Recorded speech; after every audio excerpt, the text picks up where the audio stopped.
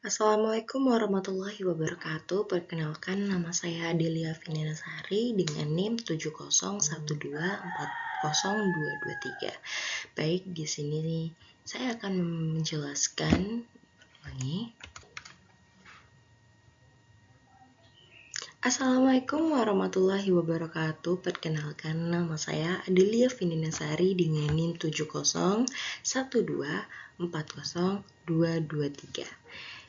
Baik, video kali ini saya akan menjelaskan metodologi penelitian dan riset pengaruh live streaming dan FOMO terhadap perilaku impulsive buying pada pengguna TikTok Shop di kalangan mahasiswa. Latar belakang. Jadi latar belakang masalah ini kita bisa melihat dari fitur yang ada di TikTok Shop, yaitu fitur live streaming shopping. Yang mana konsumen itu bisa langsung melihat live tersebut, kemudian request gitu.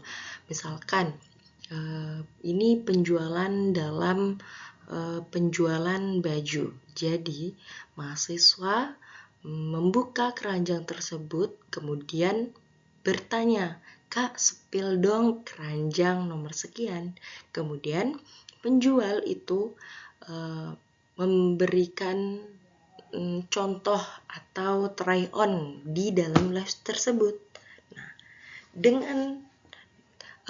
Dengan adanya fitur itu, kita sebagai mahasiswa tertarik karena kita melihat contohnya langsung. Dengan adanya itu disebut dengan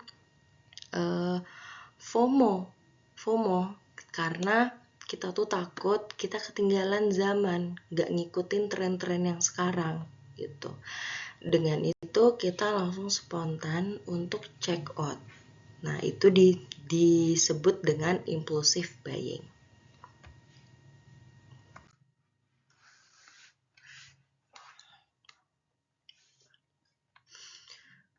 Rumusan masalah penelitian. Ada 3 yang saya ambil. Yang pertama, apakah live streaming shopping berpengaruh secara parsial terhadap impulsive buying pada mahasiswa? Yang kedua, apakah fear of missing out (FOMO) berpengaruh secara parsial terhadap impulsive buying di kalangan mahasiswa?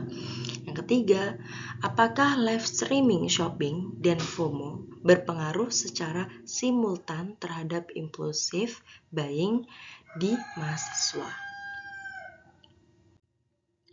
Tujuan dan manfaat penelitian. Tujuan saya adalah membuktikan secara empiris berpengaruh parsial dan simultan antara variabel LSS dan FOMO terhadap perilaku impulsive buying. Kemudian manfaatnya itu mencakup 2 sisi. Yang pertama teoritis, yaitu menambah literatur baru di bidang sistem informasi mengenai perilaku konsumen dalam ekosistem sosial commerce. Kemudian yang kedua itu praktis. Memberikan masukan strategis bagi pelaku bisnis sekaligus menjadi bahan evaluasi atau introspeksi diri bagi teman-teman mahasiswa agar lebih bijak dalam berbelanja online atau membelanjakan uang berbasis digital. Landasan teori SOR. Untuk membedah masalah ini, saya menggunakan kerangka teori SOR. Stimulus Organism Response yang dikembangkan oleh Mehrabian dan Russell 1974. Stimulasi S sebagai pemicu eksternal, yaitu fitur live streaming shopping yang interaktif. Kemudian organisme, yaitu kondisi internal atau emosional mahasiswa, yaitu FOMO. Kemudian respon, tindakan nyata yang dilakukan dalam hal tersebut yang dimaksud dari impulsive buying tadi. Research gap atau celah penelitian. Mungkin ada yang bertanya-tanya, apa bedanya penelitian ini dengan riset sebelumnya? Mayoritas penelitian terdahulu itu lebih ke banyak menguji pembelian spontan dari sudut pandang strategi promosi toko, seperti diskon atau fokus pada produk kosmetik saja. Dia hanya satu fokus gitu. Nah, penelitian saya ini hadir untuk mengisi celah hubungan fenomena psikologis antara FOMO secara mendalam lingkungan kampus Islam, yaitu UIN Sultan Taha Saifuddin Jambi, yang memiliki karakteristik demografis yang unik. Nah, riset ini juga menguji sinergi antar teknologi interaktif dan dorongan mental mahasiswa secara lebih spesifik gitu. Kemudian kerangka pemikiran dan hipotesis bisa dilihat dari gambar di samping, itu menunjukkan bahwa hipotesis 1, hipotesis 2 itu sangat positif, signifikan, yang mana artinya sangat berpengaruh antara FOMO dan juga live streaming terhadap impulsif. Kemudian metodologi penelitian.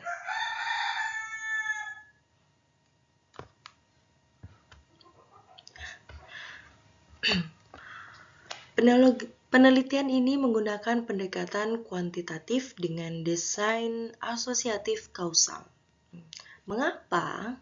Karena saya ingin mencari bukti ilmiah mengenai hubungan sebab akibat antara variabel secara statis tadi. Siapa targetnya? Mahasiswa aktif UIN Sultan Taha Saifuddin Jambi yang merupakan pengguna aktif TikTok Shop. Bagaimana sih cara ambil datanya? Yaitu saya menggunakan teknik purposive sampling, yaitu mengambil sampel berdasarkan kriteria spesifik melalui akun TikTok, pernah menonton live, dan pernah berbelanja minimal 2 kali dalam 3 bulan terakhir. Nah, berapa banyak? Yaitu minimal 110 responden atau 110 orang sesuai rekomendasi ahli agar akurasi data tetap terjaga. Nah, teknik analisis.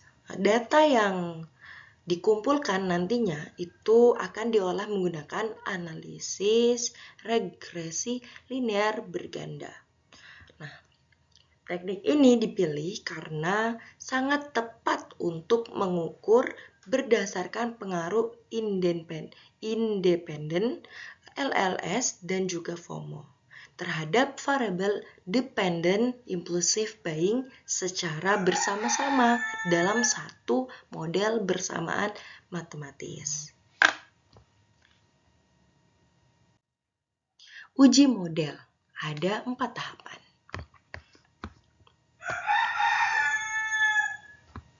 Agar hasil penelitian ini valid dan dapat dipertanggungjawabkan,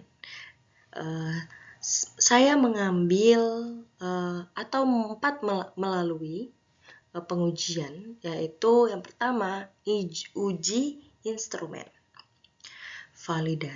validitas dan reliabilitas untuk memastikan alat ukur benar-benar akurat. Yang kedua itu uji asumsi klasik, normalitas, multikolinearitas, dan heterokedastisitas. Untuk memastikan model regresitas bebas dan dari bias. Kemudian yang ketiga itu analisis regresi, yaitu menghitung atau mengukur arah dan besaran pengaruh variabel bebas terhadap variabel terikat. Gitu. Yang ketiga yaitu uji hipotesis. Uji T itu untuk pengaruh parsial. Yang kedua itu uji F untuk pengaruh simultan. Dan konsevien determinasi untuk melihat seberapa besar variabel lain mempengaruhi perilaku tersebut. Jadwal penelitian. Kegiatan pertama itu pengajuan dan penyusunan proposal. Yang saya akan lakukan itu di bulan April 2026. Kemudian ujian dan revisian proposal yaitu di bulan Mei 2026. Di bulan Juni saya melakukan penyebaran Google Form dan juga input dan analisis data yang sudah terkumpul tadi. Kemudian di bulan Juli 2026 itu hasil dan laporan akhir proposal. Penutup dan harapan penelitian. Yang pertama, kesimpulan. Penelitian ini berfokus pada analisis interaksi antara stimulasi digital dan faktor psikologis internal dalam memicu perilaku belanja impulsif pada mahasiswa. Yang kedua, menggunakan kerangka teori SOR untuk menjelaskan proses kognifikan konsumen di lingkungan sosial commerce. Kontribusi penelitian. Yang pertama itu teoritis, memperkaya literatur sistem informasi mengenai perilaku konsumen digital. Yang kedua, yaitu praktis, memberikan edukasi literasi bagi mahasiswa dan strategi bagi pelaku bisnis digital. Terima kasih kepada Bapak dosen dan juga mohon maaf apabila adanya kekurangan dan kelebihan dalam penjelasan saya di video kali ini. Sekian dari saya, wabillahi taufiq wal hidayah. Wassalamualaikum warahmatullahi wabarakatuh.